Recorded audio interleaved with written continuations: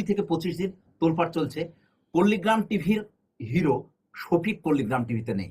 পল্লীগ্রাম TV থেকে আপনারা শফিককে বাদ দিলেন কেন? আমরা শফিককে বাদ দিইনি। তাহলে ঘটনাটা কি? শফিক নিজেই পল্লীগ্রাম টিভি চলে গেছে।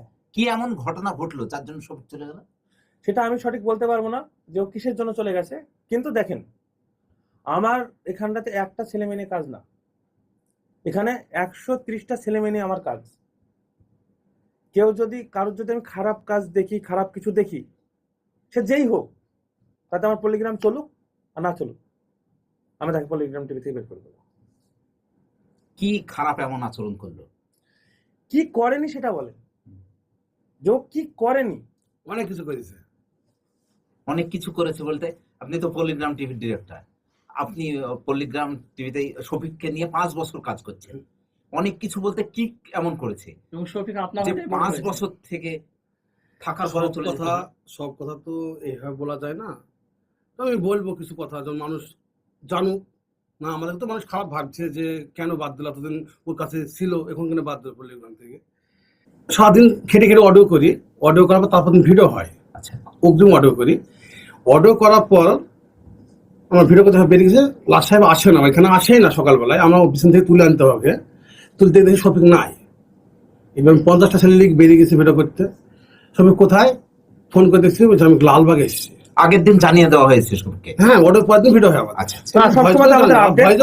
গ্রুপে দিয়ে দেওয়া হয়, ভয়েস আপলোড দিছি রাত্রি 7টা-8টার মধ্যে। ভয়েস জানিয়ে দিই কাল ভিডিও আছে, এই এড্রেস নিয়ে চলে আসবে। আগে জানিয়ে দিই। লালবাগ করতে গেছি, একটা বান্ধবী বেড়াতে এসেছি, ভিডিও কি বন্ধ করে দাও। আচ্ছা আচ্ছা, একটা বিষয় আমি ক্লিয়ার হই, শফিকের বয়স কত বর্তমানে? ওই 16-17। বান্ধবীকে নিয়ে এই বয়সে বেড়াতে গিয়েছে? ও যখন 13 বছর বয়স থেকে ওই কালচার, এরকম কালচার ছিল। আজকে 130 জন আমরা কাজ করি, তো সব ছেলে মেয়ে আমাদের বাপ মায়ের গার্জেনরা যারা আমাদের পাঠায়, আমাদের বিশ্বাস আছে যে ওইখানে গেলে ছেলে মেয়ে ভালো থাকবে। ঠিক আছে, আমরা সেইভাবে আমরা মানে পরিচালনা করতে চাই। কিন্তু ওকে এমন ভাবে মানে ও আচরণ করতে লেগেছিল যে আমাদেরকে আজ মানে টাইট করার চেষ্টা করেছিল, মানে বোঝানোর চেষ্টা করেছিল। হয়তো বুঝতে চাইলো না আমাদের ব্যাপারটা, তাই বেরিয়ে গেছে। কতদিন থেকে এই খারাপ আচরণটা করছে? প্রায় 1-1.5 বছর 2 বছর হবে।